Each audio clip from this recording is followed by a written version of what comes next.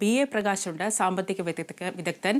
ശ്രീ പ്രകാശ്, അതായത് നമ്മുടെ രാജ്യം നേരിടുന്ന ഏറ്റവും വലിയ ഭീഷണി സാമ്പത്തിക അസമത്വമാണ്, വരുമാനത്തിന്റെ അസമത്വം. ആ ഒരു അസമത്വത്തിനുള്ള പരിഹാര മാർഗം ഈ ബജറ്റിലുണ്ടോ?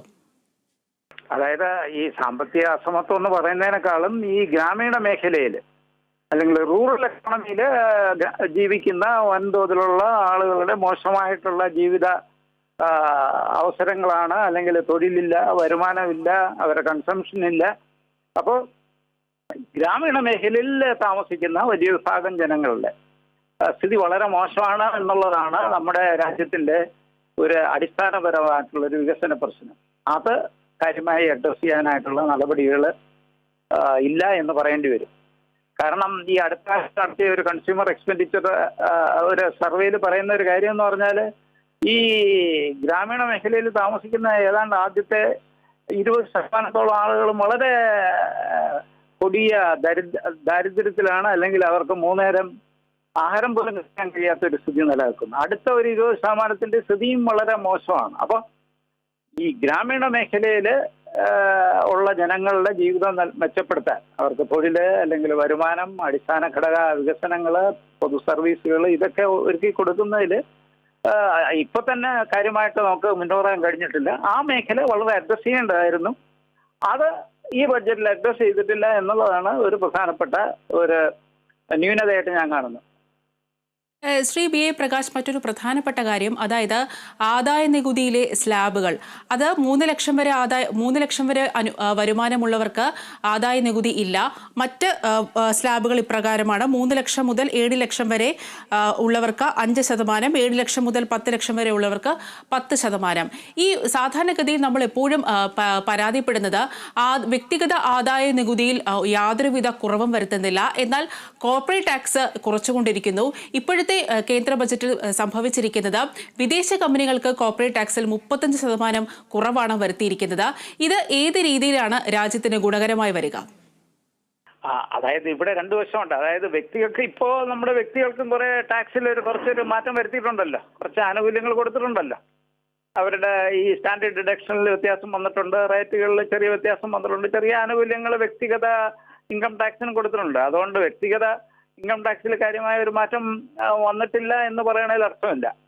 പിന്നെ വേറൊരു കാര്യം, ഈ കോർപ്പറേറ്റ് ടാക്സ് ഒരു പരിധി വിട്ട് നമ്മൾ കൂട്ടിയാൽ തീർച്ചയായിട്ടും അത് നമ്മുടെ നിക്ഷേപത്തെയും അതോടൊപ്പം തന്നെ ഫോറിൻ ഇൻവെസ്റ്റ്മെന്റിനെയൊക്കെ വളരെ ദോഷകരമായിട്ട് ബാധിക്കുന്ന ഒരു കാര്യമാണ്. അതുകൊണ്ട് ഈ വ്യക്തിഗത ഇൻകം ടാക്സ് പോലെ കോർപ്പറേഷൻ ടാക്സ് നമുക്ക് കാണാനൊക്കില്ല. രണ്ടും രണ്ടാണ്, 2 സ്വഭാവത്തിലുള്ളതാണ്. അതുകൊണ്ട് ഒരു പരിധി കഴിഞ്ഞിട്ട് നമുക്ക് കോർപ്പറേഷൻ ടാക്സിൽ വലിയൊരു പിന്നീട് മാറ്റങ്ങൾ വരുത്താൻ കഴിയില്ല എന്നുള്ളതാണ്.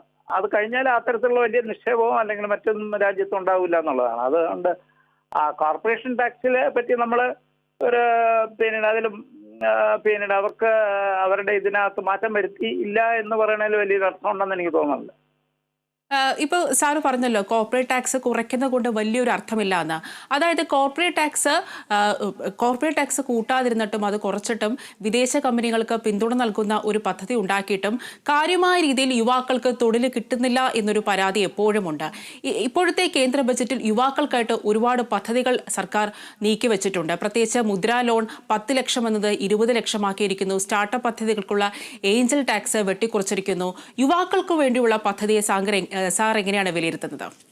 അതായത് ഈ യുവാക്കൾക്ക് സഹായകരമായിട്ടുള്ള പല പദ്ധതികളും ഇതിനകത്ത് പ്രഖ്യാപിച്ചിട്ടുണ്ട്. അവരുടെ പിന്നെ അവർക്ക് കൂടുതൽ തൊഴിൽ കിട്ടാനായിട്ടുള്ള പദ്ധതികൾ പറയുന്നുണ്ട്, ചില ആനുകൂല്യങ്ങളുണ്ട്, സ്കിൽ ഡെവലപ്മെന്റ് ഉണ്ട്, അങ്ങനെ ചില തൊഴിൽ കിട്ടാൻ സഹായകരമായിട്ടുള്ള പദ്ധതികളുണ്ട്. പക്ഷെ ഇതോടൊപ്പം തന്നെ ഇപ്പൊ തന്നെ കേന്ദ്ര സർക്കാർ സ്ഥാപനങ്ങളിലും അതോടൊപ്പം തന്നെ ആർമിയിലും ഡിഫൻസ് ഫോഴ്സിലും അതോടൊപ്പം റെയിൽവേയിലും ഒക്കെ വൻതോതിലുള്ള ഒഴിവുകളുണ്ട്. അതൊന്നും സമയാസമയം നികത്തപ്പെടുന്നില്ല. അപ്പോൾ അതൊരു പ്രധാനപ്പെട്ട ഒരു ഇഷ്യൂ ആണ്. അപ്പോൾ ഈ പൊതുമേഖലാ സ്ഥാപനങ്ങളിലും സർക്കാരിലും ഉള്ള ഒഴിവുകൾ സമയാസമയം നികത്തുകയും അങ്ങനെയും ചെറുപ്പക്കാർക്ക് ജോലി കൊടുക്കുക എന്നുള്ളതും വളരെ പ്രധാനപ്പെട്ട ഒരു കാര്യമാണ്. ആ മേഖലയിലേക്കൊന്നും കാര്യമായിട്ട് പോകുന്നില്ല.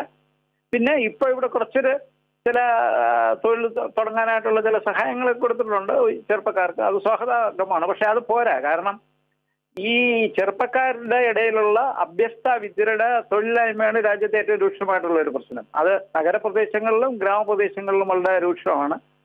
അതിനെ അഡ്രസ് ചെയ്യാനായിട്ടുള്ള കൂടുതൽ നടപടികൾ വേണ്ടി ഇരിക്കുന്നു. അതിലേക്ക് കാര്യമായിട്ട് പോയിട്ടില്ല എന്നാണ് എനിക്ക് തോന്നുന്നത്.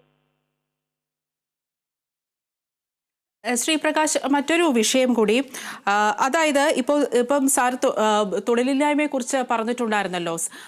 സാർ നേരത്തെ പറഞ്ഞിട്ടുണ്ടായിരുന്നു, അതായത് ആദായ നികുതിയും കോർപ്പറേറ്റ് ടാക്സും തമ്മിൽ അതിനെ പരസ്പരം നമുക്ക് ബന്ധപ്പെടുത്തി സംസാരിക്കാൻ പറ്റില്ല. പക്ഷേ ആദായ നികുതിയിൽ കാര്യമായ വെട്ടിക്കുറവ് ഉണ്ടായിട്ടുമില്ല, വളരെ ചെറിയ മാറ്റങ്ങളാണ് ഉണ്ടായിട്ടുള്ളത്.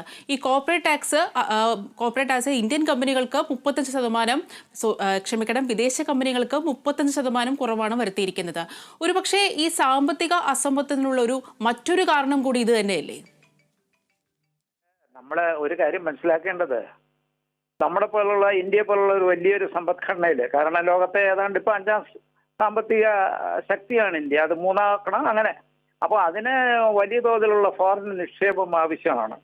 അപ്പോൾ മറ്റ് രാജ്യങ്ങൾ കൊടുക്കുന്ന ആനുകൂല്യങ്ങൾക്കനുസരിച്ച് അല്ലെങ്കിൽ മെച്ചമായിട്ടുള്ള ആനുകൂല്യങ്ങൾ കൊടുത്തില്ലെങ്കിൽ ഒരു വിദേശ കമ്പനി ഇവിടെ നമ്മുടെ നാട്ടിൽ ഇൻവെസ്റ്റ് ചെയ്യില്ലല്ലോ. അവരിൻവെസ്റ്റ് ചെയ്യുന്നതും അവരിവിടെ ഉൽപാദനം നടത്തുന്നതും ഒക്കെ അവർക്ക് കാര്യമായിട്ടൊരു ലാഭം കിട്ടാൻ വേണ്ടിയാണല്ലോ. അപ്പോൾ ആ ലാഭം മുഴുവനും ഇവിടെ നമ്മൾ സർക്കാർ എടുത്തു കഴിഞ്ഞാൽ പിന്നെ അവരിവിടെ വരേണ്ട സാഹചര്യമില്ല. ഇതിന് പകരമായിട്ട് നമുക്ക് ചെയ്യാവുന്നുള്ളതെന്ന് പറഞ്ഞു കഴിഞ്ഞാൽ ഈ ലക്ഷറി ടാക്സ് പോലുള്ള ടാക്സോ അല്ലെങ്കിൽ പിന്നീട് വെൽത്ത് ടാക്സോ ആ തരത്തിലുള്ള ടാക്സിനെ പറ്റി ചിന്തിക്കുക. ഇപ്പോൾ ഉദാഹരണത്തിന് നമ്മളിവിടെ ഇപ്പോൾ പിന്നീട് 2 കോടി രൂപ മുടക്കി ആളുകൾ കാറ് മേടിക്കുന്നില്ലേ? എന്നാൽ അവിടെ നമ്മുടെ ഒരു ലക്ഷറി അഡീഷണൽ ടാക്സ് വെച്ചാൽ പോരെ? 2 കോടി രൂപയുടെ കാറിന് നിങ്ങൾ മേടിക്കുന്നുണ്ടല്ലോ. അല്ലെങ്കിൽ നിങ്ങൾ 4000 കോടി രൂപ മുടക്കി ഇവിടെ കല്യാണം നടത്തുന്നില്ലേ? അപ്പോൾ ഇതുപോലുള്ള ചില മേഖലകളിലുള്ള അനാവശ്യമായിട്ടുള്ള ലക്ഷറി കൺസംഷൻ ചുരുക്കുന്നതിനെ പറ്റി വേണമെങ്കിൽ നമുക്ക് ചിന്തിക്കുകയും അവിടെ ഒരു 50% ടാക്സ് ഒക്കെ, ലക്ഷറി ടാക്സോ അഡീഷണൽ ടാക്സോ ആ തരത്തിലുള്ള ടാക്സും ചോദിക്കാമല്ലോ ഇതിന് പകരം. സർ, മറ്റൊരു പ്രധാനപ്പെട്ട ഒരു കാര്യം, അതായത് ഇപ്പോൾ കേരളത്തെ അവഗണിച്ചുകൊണ്ടുള്ള ഒരു ബജറ്റാണെന്ന് നമുക്ക് പ്രത്യക്ഷത്തിൽ തന്നെ നമുക്ക് ബോധ്യപ്പെടും. ഇപ്പോൾ ബീഹാറിനെയും ആന്ധ്രാപ്രദേശിനെയും ചേർത്ത് നിർത്തേണ്ടത് രാഷ്ട്രീയ നിലനിൽപ്പിന് വേണ്ടി കൂടി അത് ചെയ്തേ പറ്റുകയുള്ളൂ. പക്ഷേ കേരളത്തെ എന്തുകൊണ്ടായിരിക്കാം സമ്പൂർണ്ണമായി അവഗണിച്ചിരിക്കുന്നത്? അതിന് രാഷ്ട്രീയപരമായിട്ടുള്ള ഒരു കാരണം മാത്രമല്ലാതെ മറ്റെന്തെങ്കിലും കാരണങ്ങളുണ്ടോ? ഇപ്പൊ ഈ നേരത്തെ നിങ്ങൾ ചൂണ്ടിക്കാണിച്ച 2 സ്റ്റേറ്റ് ഒഴിച്ച് ബാക്കിയുള്ള ഒരു സ്റ്റേറ്റിന് അങ്ങനെ ഒരു പ്രത്യേക പരിഗണന കൊടുത്തിട്ടില്ലല്ലോ. ഈ 2 സ്റ്റേറ്റിന് ഒരു പ്രത്യേക പരിഗണന കൊടുത്തത് അവരുടെ അവരെ താങ്ങി നിർത്തുന്ന പാർട്ടികൾ ഉള്ളതുകൊണ്ടല്ലേ? അല്ലെങ്കിൽ ചിലപ്പോൾ ഈ BJP സർക്കാർ തന്നെ നിലനിൽക്കില്ലല്ലോ. അപ്പൊ അവരുടെ നിലനിൽപ്പിന് വേണ്ടി അവരെ അവരെ സപ്പോർട്ട് ചെയ്യുന്ന 2 പാർട്ടിക്ക് വാരിക്കോരി കൊടുത്തു. അതിനൊരു ന്യായീകരണമില്ല. കാരണം ഇന്ത്യ പോലുള്ള രാജ്യത്തെ എല്ലാ സംസ്ഥാനങ്ങളെയും നമ്മൾ തുല്യമായിട്ട് കാണുകയും എല്ലാവർക്കും കൊടുക്കേണ്ട അർഹതപ്പെട്ട കൊടുക്കേണ്ടതുമാണ്. അല്ലാതെ ഇതിപ്പോ ഒരു ധനമന്ത്രിയോ അല്ലെങ്കിൽ നമ്മുടെ മറ്റ് കേന്ദ്ര സർക്കാരിന്റെ വീട്ടിൽ നിന്ന് കൊണ്ടുവന്ന പണമൊന്നുമല്ലല്ലോ ഇത്. അപ്പോൾ ജനങ്ങളുടെ പണമാണ്. അപ്പോൾ ജനങ്ങളുടെ പണം, ഇന്ത്യ രാജ്യത്തിന്റെ പണം എന്നൊക്കെ പറയുമ്പോൾ അതിന് വ്യക്തമായിട്ടുള്ള മാനദണ്ഡങ്ങളുടെ അടിസ്ഥാനത്തിലാണ് കൊടുക്കേണ്ടത്. പണ്ടൊക്കെ ഇവിടെ ഈ പ്ലാനിംഗ് കമ്മീഷൻ എന്ന് പറഞ്ഞൊരു സംവിധാനം ഉണ്ടായിരുന്നു. അവരായിരുന്നു ഈ വികസനത്തിന് വേണ്ടിയുള്ള ഫണ്ടൊക്കെ കൊടുക്കുന്നത്. അതൊക്കെ വളരെ വ്യക്തമായ മാനദണ്ഡങ്ങളാണ്. അതൊന്നും ഈ BJP സർക്കാർ ഇല്ലാതാക്കി. ഇപ്പൊ തോന്നിയ ദിവസം പോലെ കൊടുക്കുക എന്നുള്ള രീതി അതൊരിക്കലും നമുക്ക് ന്യായീകരിക്കാനൊക്കില്ല. തീർച്ചയായിട്ടും ഈ കേരളത്തിന്റെ കാര്യത്തിലും അനുഭാവപൂർവമായിട്ട് പരിഗണിക്കേണ്ടതായിരുന്നു. മറ്റു സംസ്ഥാനങ്ങളും പരിഗണിക്കേണ്ടതായിരിക്കുന്നു. അർഹതപ്പെട്ടവർക്കൊക്കെ കേന്ദ്രത്തിൽ സഹായം തീർച്ചയായിട്ടും കൊടുക്കേണ്ടതാണ്. അതിന് വേണ്ടി നേരത്തെ ഉണ്ടായിരുന്ന പോലുള്ള പ്ലാനിംഗ് കമ്മീഷൻ പോലെയോ അല്ലെങ്കിൽ ഈ കേന്ദ്ര ധനകാര്യ കമ്മീഷൻ പോലെയുള്ള പ്രത്യേക സംവിധാനം വേണം. അവർ പരിശോധിച്ചിട്ട് അർഹതപ്പെട്ടവർക്ക് കൊടുക്കുക എന്നതാണ് അതിന്റെ ഏറ്റവും നല്ല മാർഗമായിട്ടാണ് ഞാൻ കാണുന്നത്. നന്ദി ശ്രീ പ്രകാശ്.